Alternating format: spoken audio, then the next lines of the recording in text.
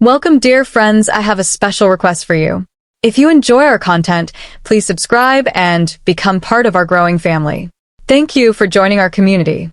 My wife gave me a new daily routine. I want to tell you a story about something I never thought I would talk about publicly. Not because it is shameful, although for many years I believed it was. Not because it is extraordinary, although from the outside it might look that way to some people. I want to tell you this story because I spent most of my life convinced that the only way to survive was to keep a part of myself locked in a room with no windows, and I was wrong about that, and I think there might be someone listening who is sitting in their own windowless room right now, and maybe hearing this will help them find the door. I should start by saying that I do not know exactly when it began. That is the honest answer, and I think honesty matters more than a clean origin story. People who share these kinds of narratives often point to a single moment, a crystallizing memory, the day they tried on a sibling's sweater or stood in front of a mirror and felt something shift inside them. I have memories like that, but I also have memories that came before them, feelings that had no object yet, no name, no costume. The feeling came first. The clothes came later. And for a long time, I thought the clothes were the feeling, and that misunderstanding cost me years. I grew up in a house in the suburbs of a mid-sized American city. My father worked in logistics for a regional shipping company. My mother taught part-time at a community college and managed the household with the kind of quiet, relentless competence that makes everything look easy even when it is not. I have one older sister, for years ahead of me, who left for college when I was 14 and who I mostly experienced as a distant, glamorous figure whose old room became a storage space and whose discarded belongings took on a strange, almost museum-like quality in her house. I was a quiet kid, not withdrawn in a way that worried anyone, just quiet. I read a lot. I played alone a lot. I had friends, but I was never the one who organized the group or set the agenda. I watched. I listened. I noticed things that other kids seemed to walk right past. My mother used to say I was observant. My father used to say I was a daydreamer. They were both right, and both of those qualities, the watching and the dreaming, would become central to everything that happened later. The first thing I remember that I can connect, even loosely, to this story is not about clothing at all. It is about a feeling of wrongness that I could not locate. I was maybe 8 or 9, and I was at a birthday party for a classmate. We were playing some game in a backyard, and all the kids were divided into boys and girls for a relay race. I remember standing on the boys' side and feeling, not that I wanted to be on the girls' side, but that the division itself felt arbitrary to me in a way I could not articulate. I looked at the girls' team, and I did not feel longing exactly.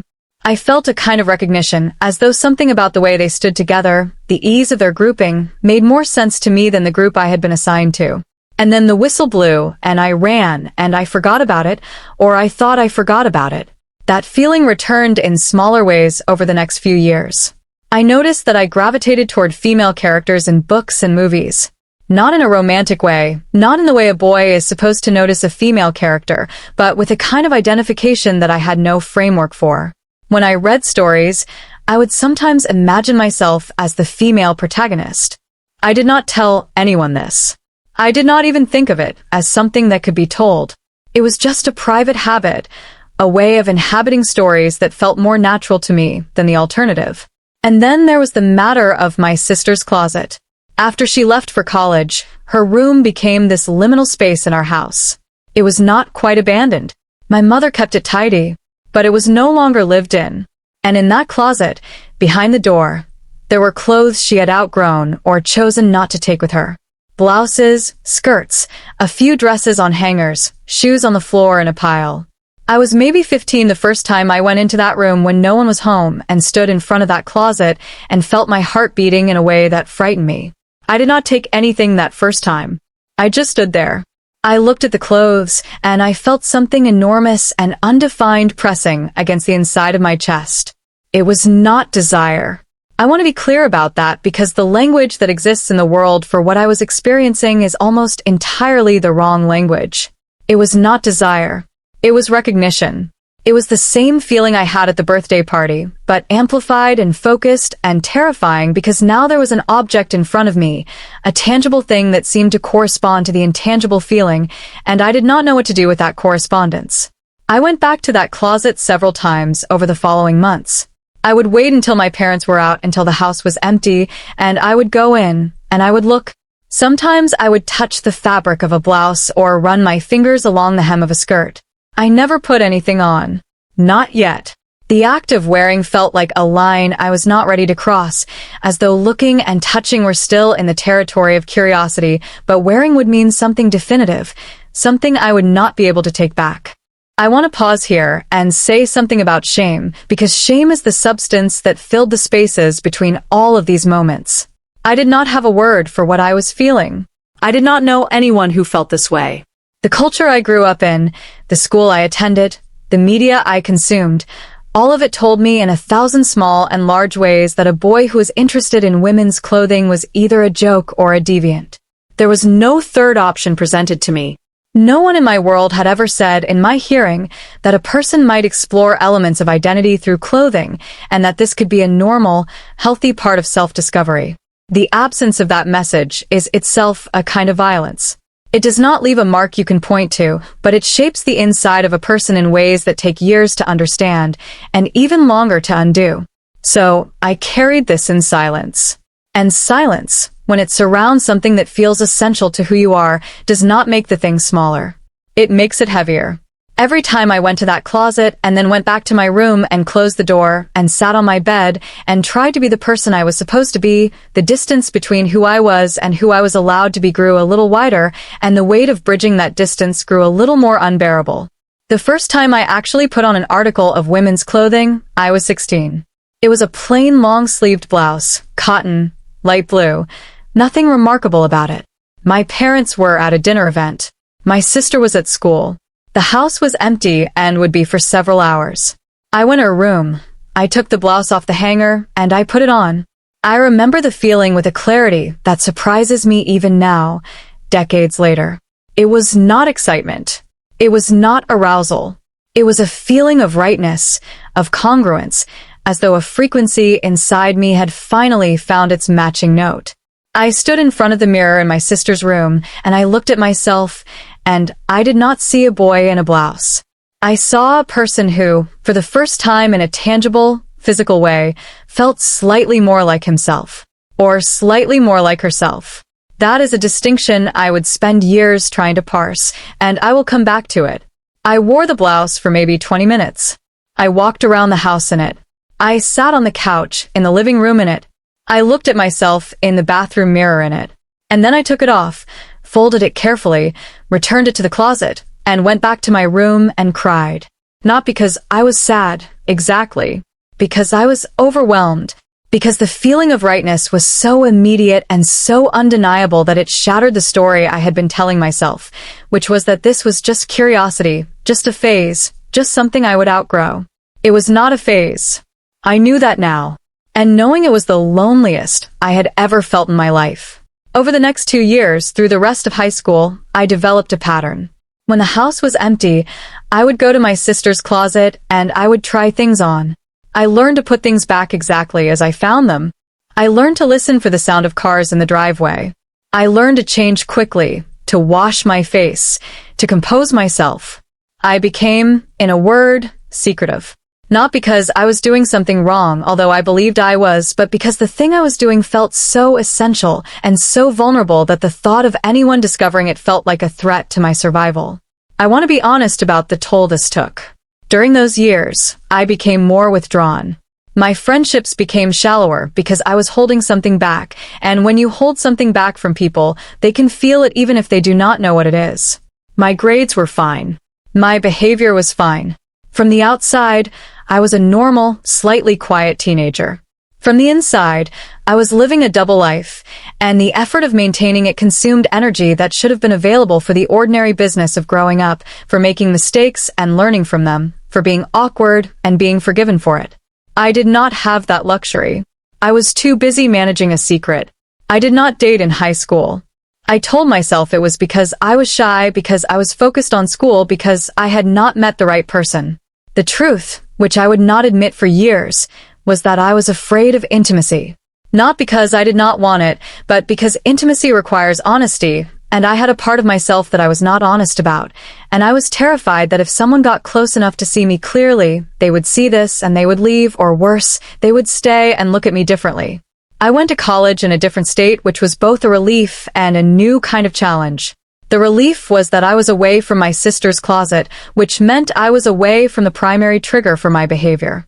The challenge was that I was on my own for the first time, and the feelings did not go away just because the closet did.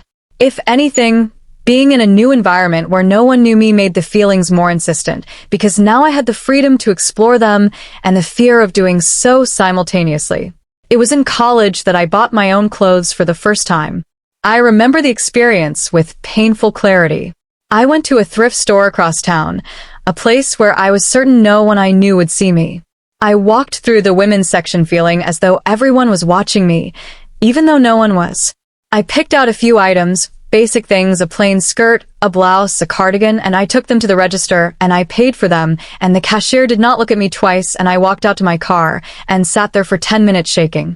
I want to describe the shaking, because I think it is important. It was not excitement. It was fear. It was the fear of a person who has been told, implicitly and explicitly for their entire life, that the thing they are doing is wrong, and who is doing it anyway because the alternative, the not doing it, has become harder than the doing. The shaking was the collision of those two forces, the fear and the need, and it would accompany me every time I bought clothes, every time I dressed, every time I looked in a mirror, for years. I kept the clothes in a box in the back of my closet in my dorm room. My roommate was rarely around, and when he did not pay much attention to my things. I would dress when I was alone, usually late at night, and I would sit at my desk or lie on my bed, and I would feel that same sense of congruence, that same rightness. And then I would undress and put the clothes back in the box and close the closet and go to sleep and wake up the next morning and be the person I was supposed to be. I found online communities during this time. This was the early 2000s, and the internet was not what it is now, but there were forums, small corners of the web, where people like me gathered under pseudonyms and talked about their experiences. I read those forums voraciously. I did not post. I was too afraid to post. But I read, and for the first time in my life, I saw that I was not alone. There were other people who felt what I felt. There were other people who had stood in front of closets and mirrors and felt that same terrible, beautiful recognition. Some of them identified as transgender. Some of them identified as crossdressers. Some of them were not sure what they were. And reading their words, I felt a complicated mixture of relief and confusion, because the relief of not being alone was immediately complicated by the realization that there were many different ways to understand this experience, and I did not know which one was mine. I tried to figure it out. I really tried. I read everything I could find. I took notes. I made lists of my feelings and tried to categorize them. I asked myself the questions I had seen in the forums and in the books I found in the library. Am I transgender? Am I a crossdresser? Is this a fetish? Is this a phase? Is this something I will grow out of? Is this something I will grow into? The questions felt like they had answers, if I could just find the right framework, the right label, the right category. I wanted someone to tell me what I was. I wanted a diagnosis, almost something clear and clinical that I could hold up to the light and say, this is it, this is the explanation, now I know what to do. No one told me what I was. And the labels I tried on, like the clothes, never fit perfectly. Transgender felt too big and too uncertain. Crossdresser felt too narrow and too clinical. Fetish was wrong, I knew that in my bones, whatever the culture wanted to suggest. Phase was wrong, I had known that since the first time I put on that blouse. And the absence of a label that fit was itself a source of suffering, because without a label, I could not find a community, and without a community, I could not find a model for how to live. I graduated from college, got a job in an office, moved to a small apartment, and continued the pattern. I bought more clothes. I kept them in a box, then in a drawer, then in a section of my closet that I told myself was invisible, but which I checked obsessively every time anyone came over. I dressed when I was alone. I undressed when I was not. I went to work and I did my job, and I was competent and reliable, and no one had any idea that there was this other thing, this other life, that occupied a significant portion of my mental and emotional energy. I was not happy. I want to say that plainly. I was functional, but I was not happy. The gap between my public self and my private self was not closing. If anything, it was widening because the more I explored in private, the more I understood about what I needed. And the more I understood about what I needed, the more painful it became to deny those needs in public. I was not in crisis. I was in a slow, chronic state of deprivation, like a person who is fed enough to survive but never enough to feel satisfied. And then I met her. Her name is Emily. We met at a friend's birthday dinner, the kind of gathering where you are seated next to someone you do not know and you make conversation because it would be awkward not to. She was quiet in a way that I recognized, observant in a way that felt familiar, and she asked questions that were not the usual questions. She did not ask what I did for a living first. She asked what I was curious about. She asked what I had been thinking about lately. She asked questions that assumed I had an interior life and that it was worth visiting. I was terrified of her. Not of her as a person, who is kind and warm and funny, but of what being close to her would require of me. Because I could feel, even on that first evening, that this was someone I could love, and loving someone means letting them see you, and there was a part of me that I had never let anyone see. We dated. We fell in love. We moved in together. And through all of it, I carried the secret. I kept my clothes in a bag in the back of my closet, behind old winter coats, and I dressed only when she was out, and I became more careful than ever because now the stakes were higher. Now it was not just my own privacy I was protecting, it was the relationship, the future, the life I was building with this person who I loved more than I had ever loved anyone. The guilt was extraordinary. Not because I was doing something wrong, although I still believed I was, but because I was building a life with someone on a foundation that had a hidden crack in it. Every time she told me she loved me, every time she said she felt like she really knew me, I felt a stab of pain because she did not know this, and I was not sure she would still love me if she did. I should tell you that during this period, before we married, I tried to stop. I really tried. I threw away my clothes 3 times. I filled garbage bags with them and drove them to a dumpster across town, and I dropped them in and I drove home, and I told myself it was over, I was done, that part of my life was finished. And each time, within a few weeks, the feelings would return, not gradually but suddenly, like a tide that had been held back and could not be held back any longer, and I would find myself at a store or online, buying new clothes, and the cycle would begin again.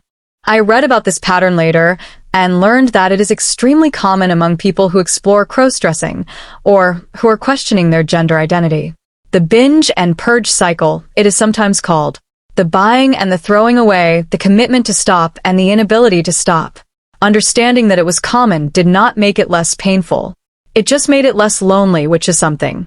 Emily and I got married. I stood at the altar, and I said vows that included the word honest, and I meant them as much as I was capable of meaning them, and I carried the secret into our marriage the way a person carries a stone in their pocket. Always there, always felt, always hidden. The first 2 years of our marriage were good in all the ways that a marriage can be good. We enjoyed each other's company. We built a home together. We had arguments and resolved them. We talked about the future, about children, about where we wanted to live, about the kind of life we wanted to build. And underneath all of that, I was drowning.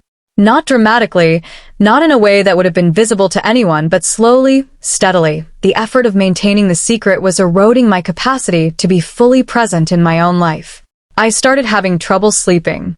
I would lie in bed next to Emily, who slept easily and peacefully, and I would stare at the ceiling and feel the weight of everything I was not telling her pressing down on me like something physical. I started having anxiety during the day, a low hum of dread that I could not locate. That was not about anything specific, but was about everything at once.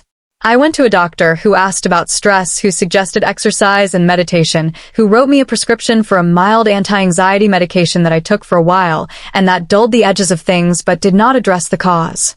I want to talk about this period carefully, because I think it is the part of my story that is most universally recognizable, even for people who have no experience with crossdressing or gender identity questions. The experience of living with a secret that feels too big to share, of carrying a part of yourself that you have been taught is unacceptable, of loving someone and being afraid that your full honesty will cost you that love. These are not experiences unique to my situation. They are human experiences. They are the experiences of anyone who has ever been afraid to be known fully. And I think that is why I am telling this story, not because the specifics of my experience are the point, but because the shape of the experience, the arc from hiding to disclosure to whatever comes after, is something that many people can recognize in their own lives, whatever their secret might be. The night I told Emily was not planned. I did not sit down with a script. I did not choose a time when we were both calm and rested and had nothing else to deal with. It happened the way many important conversations happen, which is badly, at the wrong time, in the wrong way, because the pressure finally exceeded the capacity of a container. It was a Tuesday evening. She had come home from work tired. I had come home from work tired. We were eating dinner at the kitchen table, something simple, pasta and salad, and she looked at me across the table and she said, "Something is wrong with you, and I need you to tell me what it is." She said it calmly. She said it the way she says everything, which is directly and without apology, but also without cruelty. She was not accusing me. She was telling me what she observed, which was that I had been withdrawing, that I had been distracted, that I had been less present, and that she could feel the distance between us growing, and she did not understand why. I put my fork down. I looked at her, and I felt something inside me break, not in a destructive way, but in the way that a dam breaks, the way a structure that has been holding too much for too long finally gives way. I did not cry. I did not shake. I felt a calm that I had not felt in years, the calm of a person who is about to stop lying, and the calm was more frightening than any panic I had ever experienced because it meant the lying was really about to end. I told her everything.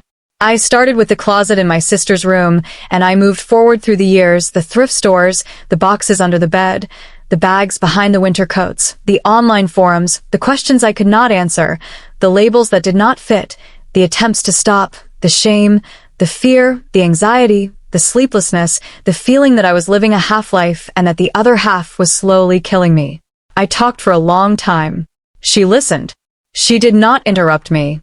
She did not ask questions while I was talking. She sat at the kitchen table with her pasta getting cold and she listened to all of it, and when I was done, the kitchen was quiet and the light was fading outside the window, and I sat there and waited for whatever was going to happen next, which I was certain was going to be the end of my marriage. She asked me one question. She said, "Are you telling me you want to be a woman?" And I said, "I do not know. I am telling you that there is a part of me that I have hidden from everyone, including you, and that I cannot hide it anymore, and I do not fully understand it myself, but I know it is real, and I know it is not going away, and I am telling you because I love you, and because I cannot keep lying to the person I love most in the world." She was quiet for a long time after that. I sat there, and I watched her face, and I tried to read it, and I could not. She was thinking. She was processing. She was doing the thing that I had been doing alone for 15 years, which was trying to fit this information into a framework that made sense, and she was doing it in real time, in front of me, without the luxury of privacy. Then she said something that I think about every single day. She said, "I do not understand this. I need time to understand it. But I am not leaving this table, and I am not leaving this marriage, and we are going to figure out what this means together." I want to be honest about what followed because I do not want to give the impression that the conversation was a turning point after which everything improved. It was not. It was the beginning of a process that was long and painful and that tested our relationship in ways I had never anticipated. Emily did not leave the table that night, but there were nights after that when she was angry, when she cried, when she asked me questions that I could not answer, when she said things like, "Why did you not tell me before we got married?" And I had no answer that was adequate because the truth was that I had been too afraid, and fear is not an adequate reason for withholding something this significant from the person you are building a life with. We fought. We held each other. We sat in silence. We went to a therapist, a woman who specialized in gender and identity issues, and the therapist helped us talk about things that we could not figure out how to talk about on our own. Emily asked the therapist questions she was afraid to ask me. I asked questions I was afraid to ask myself. The therapist did not give us answers. She gave us a space in which answers could develop, which is a different thing and a more valuable thing. Over the months that followed, Emily and I began to have conversations that were unlike any conversations we had ever had. She asked me what I wanted, and I tried to tell her, and what I told her was that I did not want to become a woman, at least I did not think I did, but that I needed to be able to express a part of myself that I had been suppressing, and that the expression of that part was not about sex or fetish or performance, but about a feeling of wholeness that I could not achieve any other way. She asked me what that expression would look like, practically in our daily life, and I said I did not know. And that was the truth. I did not know. I had spent so many years hiding this that I had never allowed myself to imagine what it would look like to let it exist in the open. I had no model for it. I had no plan. I had only the need and the fear, and now, for the first time, a partner who was willing to help me figure it out. What Emily did next is the reason I am telling this story with the title I chose. She did not simply tolerate my disclosure. She did not simply endure it. She engaged with it. She asked me questions. She read books. She joined a support group for partners of people who crossdress or who are exploring gender identity. She did the work of understanding something that was not her experience, and she did it because she loved me and because she believed, as I was learning to believe, that a marriage is not the absence of secrets but the commitment to eventually let go of them.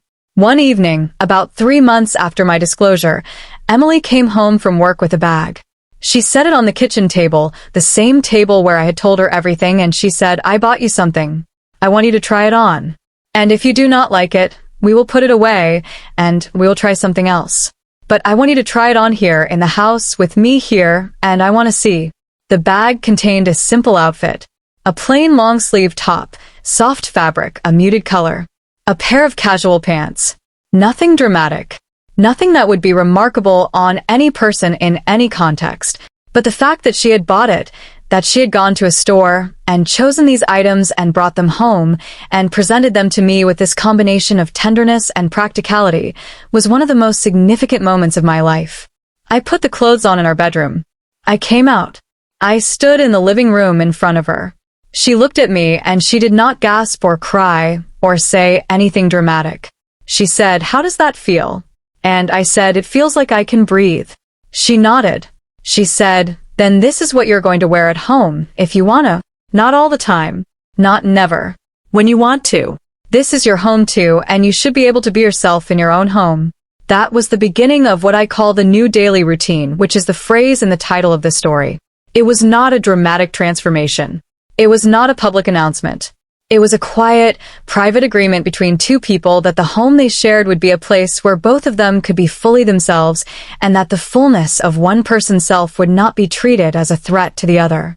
The routine developed gradually. In the evenings after work, I would change into clothes that felt right to me. Not always the same clothes. Not always clothes that would be read as feminine by an outside observer. Sometimes a soft top and relaxed pants. Sometimes something more specific. The point was not the clothes themselves, but the freedom to choose them, the absence of the frantic secrecy that had characterized this aspect of my life for so long. Emily was in the house. She could see me. She did not look at me differently. She did not treat me differently. She sat on the couch and read her book or watched her show, and I sat beside her, and I was, for the first time in my life, the same person inside the house as I was inside my own skin. I want to talk about what this did to me psychologically because the effect was profound and immediate. The anxiety that I had been carrying for years began to diminish. Not disappear, diminish. The sleeplessness improved. The low hum of dread that had accompanied me through my days began to fade.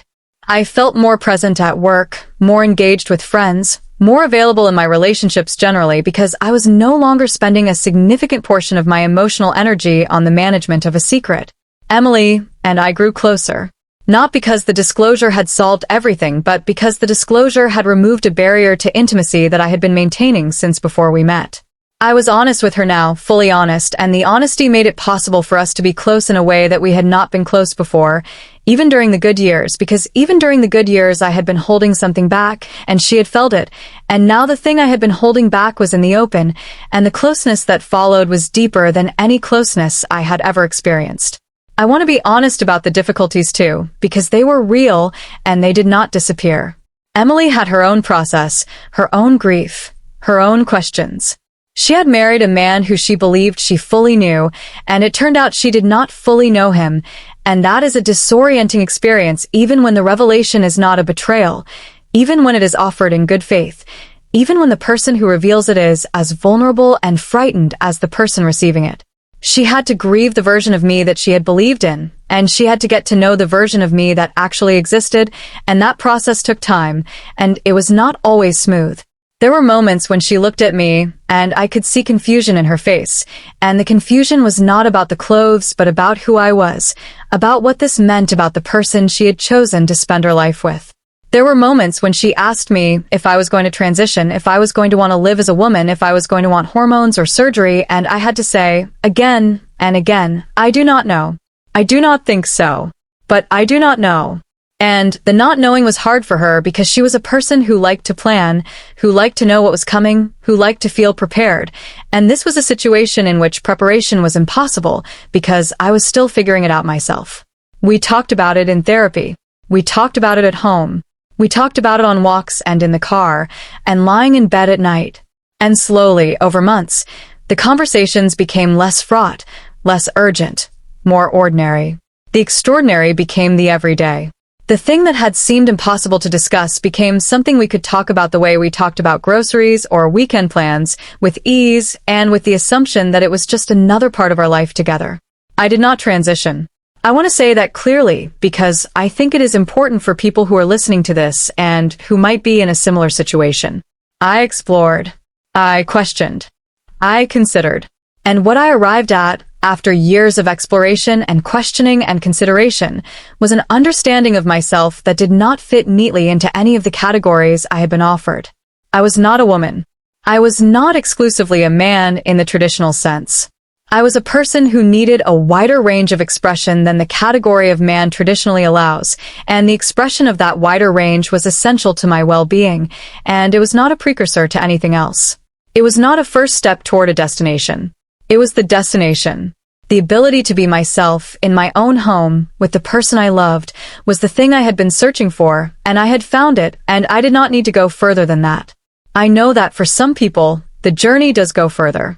I know people who explored crossdressing and discovered that they were transgender, that they needed to transition, that living as their assigned gender was causing them harm that could not be addressed by clothing or expression alone. I respect those journeys. I honor them. They are not my journey, but they are real and valid and important, and I do not want my story to be used as an argument against anyone else's story. The point is not that I stopped at a certain point, and therefore everyone should stop at that point. The point is that each person's journey is their own, and the only way to know where your journey goes is to walk it, and walking it requires honesty and support and the willingness to sit with uncertainty for as long as uncertainty takes to resolve. I want to talk about the social dimension of all of this because it is the part that I struggled with the most after the initial disclosure to Emily. The home was safe. The outside world was not. I went to work every day in clothes that were appropriate for my workplace and my perceived gender, and I did not cross-dress at work, and I did not talk about any of this at work, and the reason was not only fear, although fear was part of it. The reason was also that I had not figured out what, if anything, I wanted the outside world to know. This is a complicated question, and I do not think there is a single right answer to it. Some people in my situation choose to be fully open, to dress as they wish in all contexts, to inform their colleagues and friends and family. Some people choose to keep their exploration private, to maintain a separation between their home life and their public life. Some people land somewhere in between, open with certain trusted people and private with others. I tried different approaches at different times, and I learned that the right approach is the one that balances authenticity with safety, and that the balance point is different for each person and each situation. I told my sister. This was the first person outside of Emily and our therapist that I told, and I told her because I wanted her to know that the closet I had visited so many times in her old room had been the beginning of something, and I wanted to be honest with her about what that something was. She was quiet for a long time when I told her. Then she said, I always wondered if there was something going on with you when we were kids. You were so quiet. I worried about you. She paused. Then she said, I am glad you told me. I am glad you're figuring it out. And I am glad Emily is with you on this. I told 2 close friends. One was supportive immediately, said he had questions but that he loved me and that this did not change anything. The other needed time. He did not reject me, but he pulled back for a while, and when he came back, it was with a kind of careful, deliberate warmth that told me he had done his own processing, that he had probably gone online and read things and thought about it, and that he had arrived at a place of acceptance through his own work. I respected that, and I told him so, and our friendship, which had always been good, became deeper because it now included a dimension of honesty that it had not had before. I did not tell my parents for a long time. This was the hardest decision in the whole process, harder than telling Emily, harder than telling my sister or my friends, because my parents were of a generation and a disposition that did not equip them for this kind of information. My father especially. He was a man who expressed love through provision and protection, who showed up for his family in concrete, reliable ways, but who did not discuss feelings, who did not examine his own interior life, who would have been baffled by the very concept of identity exploration. I was afraid that telling him would not only fail to deepen our relationship, but would damage it in ways that could not be repaired. I told my mother first, without my father present. I sat with her in her kitchen, in the same house where I had grown up, in the same kitchen where I had eaten dinner as a child, and I told her. She listened. She did not say much.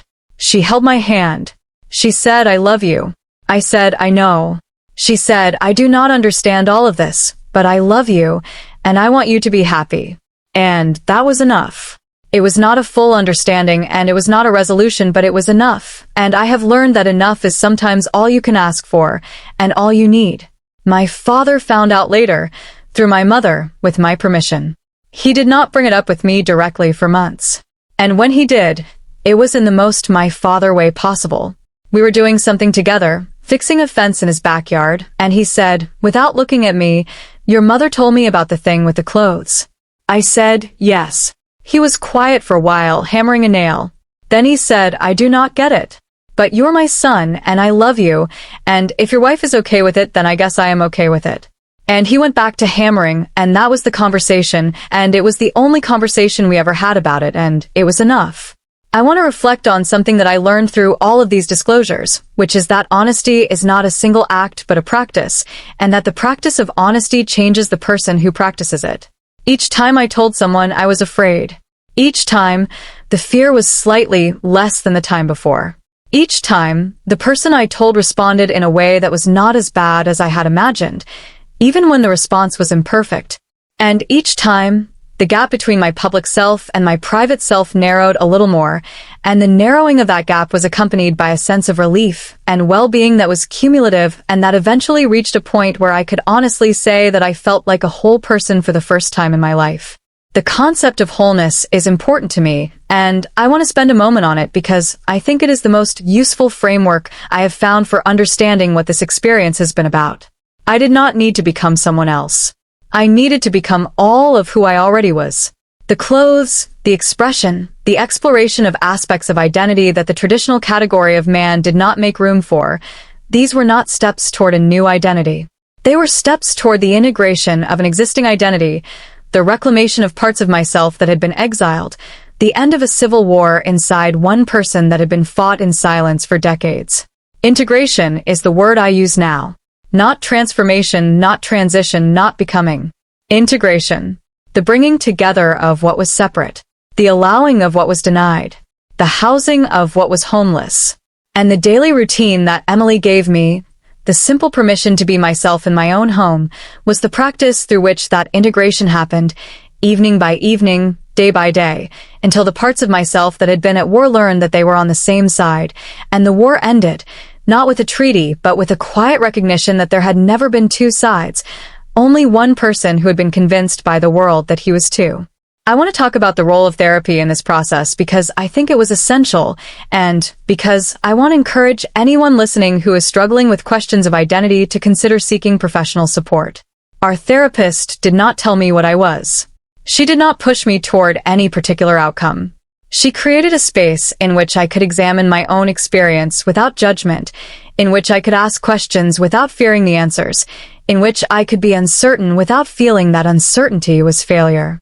And she helped Emily and me communicate about something that neither of us had a roadmap for, something that our culture does not provide easy language or models for, and the absence of which had left us both floundering in the early weeks after my disclosure. I also want to acknowledge that therapy is not accessible to everyone, and that the absence of access to professional support is a real and serious problem. If you are listening to this and you cannot afford therapy or cannot find a therapist who is knowledgeable about these issues, there are other resources. Support groups, both in person and online, can be invaluable. Books and articles written by people who have gone through similar experiences can provide frameworks and language that help you understand your own. The most important thing, in my experience, is to not go through this alone, to find at least one person or one community where you can be honest, because honesty in the presence of another person is the thing that breaks the spell of shame, and shame, as I learned, is the mechanism that keeps people locked in their windowless rooms. I want to talk about something that I have not addressed yet, which is the question of why. Why did this feeling exist in me? Where did it come from? Is it biological, psychological, social, some combination? I have thought about this a lot, and I have read a lot, and my honest answer is that I do not know, and I have made peace with not knowing. There are theories. There are studies. There are strongly held opinions on all sides. But for me, the question of why is less important than the question of what now. The why may be interesting, it may be the subject of ongoing research, it may someday be answered with a clarity that is not currently available. But the what now is the question that I had to live with. And the answer to what now is that I had to find a way to be myself. And the way I found was honesty and support and the daily practice of being the full person I am in the spaces where it is safe to do so, and the gradual expansion of those spaces as I became more confident and more whole. I want to talk about what my life looks like now, years after the disclosure, years after the beginning of the daily routine, years after the therapy and the conversations and the slow, difficult, beautiful work of integration. My life looks ordinary. I go to work. I come home. I change into clothes that feel right to me. I eat dinner with my wife. We watch something or read something or talk about our days. We go to bed. We sleep. We wake up and do it again. The extraordinary thing about my life now is how ordinary it is, and the ordinariness is the thing I am most grateful for because for so many years, this part of my life was anything but ordinary. It was hidden, fraught, shameful, secret, and now it is just a part of my day, like brushing my teeth or making coffee, and the normalization of it, the reduction of it from crisis to routine, is the thing that tells me I am well. Emily and I are still married. We are, I think, more in love now than we were when we married, not because the intervening years were easy, but because they were honest, and honesty, it turns out, is a more durable foundation for love than the appearance of compatibility. We have been through something together that tested every assumption we had about each other and about ourselves, and we came through it, and the coming through it is something we share, something that belongs to us, something that no one else can fully understand, but that we carry between us like a language only we speak. We do not have children. This was a decision we made together, for reasons that are partly related to the story I have been telling, and partly related to other factors that are not this story's subject. I mention it only because people sometimes ask, and because I want to be honest about the shape of my life, which is a life lived with one person in one home in a routine that we built together, and which is, for me, a full and sufficient life. I want to say something to anyone listening who is where I was, in the windowless room, in the silence, in the shame. I want to say that the room has a door. I want to say that the door is harder to find than it should be and harder to open than it needs to be, and that the world outside the door is not always kind, but that the kindness exists, and that the people who will be kind to you are sometimes the people you least expect, and that the first step is not a dramatic gesture or a public announcement, but a single act of honesty, a single conversation with a single person, a single crack in the wall that lets in a sliver of light. I want to say that the labels do not matter as much as you think they do. I spent years trying to find the right label, and the label I eventually arrived at is one that I am not going to share here because it is mine and it was a hard one, and the point is not what my label is, but that you will find your own, or you will find that you do not need one, and either of those is fine. The point is that the label is not the person. The person exists before the label and after the label and regardless of the label, and the work of being a person is more important than the work of categorizing a person. I want to say that the people who love you may surprise you. Emily surprised me. My mother surprised me. My father, in his own taciturn, fenced-in way, surprised me. My friends surprised me. Not everyone surprised me in a positive direction. There were people who pulled away, who did not understand, who were uncomfortable, who chose not to engage.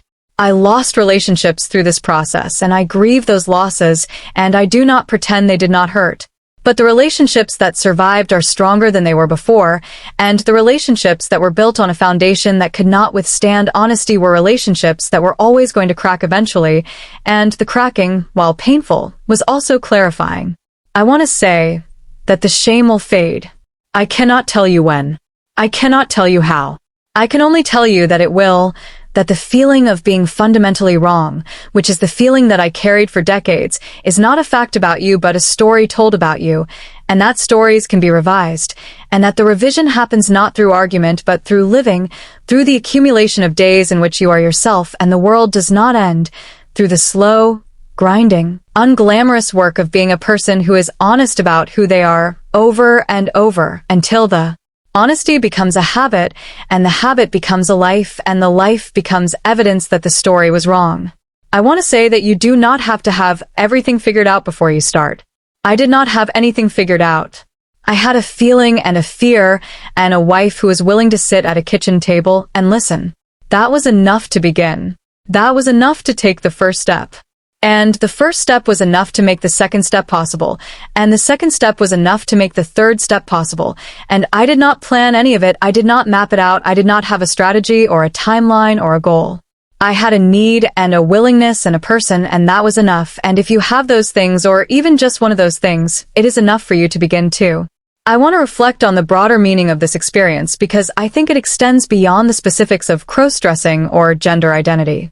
I think the structure of my experience, the hiding, the shame, the disclosure, the difficult work of integration, the eventual arrival at a place of wholeness, is a structure that applies to many forms of human experience. It applies to any person who has a part of themselves that they have been taught to hide. It applies to any person who loves someone and is afraid that their full honesty will cost them that love. It applies to any person who has been carrying a secret that feels too heavy and too dangerous to set down. The specifics of my story are mine, but the shape of my story is common, and I offer it not as a template but as a testimony, a witness statement from someone who was in the room and who found the door and who is standing outside now and who is telling you that the air is better out here. I think a lot about what I would tell my younger self, the boy standing in his sister's closet, the teenager buying clothes at a thrift store across town, the young man lying awake next to his wife with a secret pressing on his chest. I would tell him that the thing he is feeling is not wrong. I would tell him that the shame is not his. It was given to him by a world that did not have the language or the patience to understand him, and that he can set it down, not all at once but over time, like setting down bags that he did not pack and that he does not have to carry. I would tell him that the person he loves will still love him when she knows the truth, and that the truth will make the love stronger, not weaker, because love that is built on honesty is stronger than love that is built on the appearance of honesty. I would tell him that the life he is afraid he cannot have, a life in which he is fully himself, is a life that is possible, and that the path to it is not dramatic or cinematic but ordinary, a series of small choices made over many days, and that the ordinariness of the path is not a disappointment but a gift, because it means the path is walkable, and he can walk it, and he does not have to be extraordinary to arrive. I would tell him to be patient. I would tell him to be brave, not in the way that bravery is usually understood, not as the absence of fear, but as the willingness to act in the presence of fear, to speak when speaking is terrifying, to be honest when honesty feels like it will destroy everything, to trust that the destruction of the false self is not the destruction of the self, but the making room for the real one. I would tell him that the false self is not his enemy, it is his armor, and that armor is useful in battle but exhausting in peace, and that the war is over, and he can take it off now, and the person underneath is not as fragile as he fears. I have arrived, after all these years, at a place that I did not know existed when I began. It is not a place of certainty. I still have questions. I still have moments of doubt, moments when the old shame flickers at the edges of my consciousness, moments when I wonder if I am doing the right thing, if I am being the right person, if there is a right person to be. But the moments are moments now, not a constant state. They pass. They do not define me. They are weather, not climate. And the climate of my interior life, The overall condition of the place where I live inside myself is more temperate than it has ever been, more livable, more my own. I think the most important thing I have learned, the thing I want to leave you with, is that identity is not a problem to be solved. It is a life to be lived. I spent so many years treating my identity as a puzzle, as something that had a solution, as something that I could figure out if I just read enough and thought enough and tried enough labels and asked enough questions. And the solution never came because there is no solution, because identity is not a puzzle, it is a process. It is the ongoing, never completed work of being a person in a world that is constantly telling you to be something specific. And the work is not to find the right answer, but to ask the right questions. And the right questions are not what am I, but who am I, and who am I becoming, and what do I need to be whole, and what am I willing to do to get there, and who am I willing to be honest with, and what am I willing to let go of, and what am I willing to hold on to? And these questions do not have final answers. They have living answers, answers that change as you change, and the changing is not a failure of the answers, but a feature of the life. I live in that life now. I live in the questions. I live in the daily routine that my wife gave me, the routine of being myself at home, the routine of honesty with the people I trust, the routine of not hiding, not performing, not managing a secret that was never mine to manage.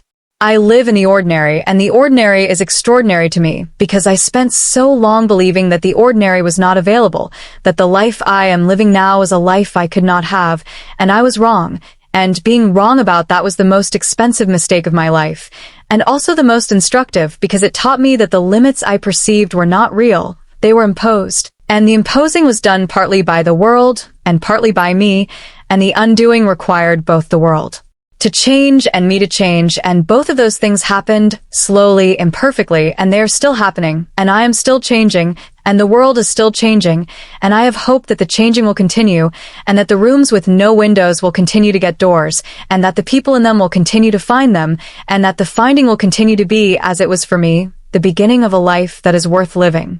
Thank you for watching and spending this time with me.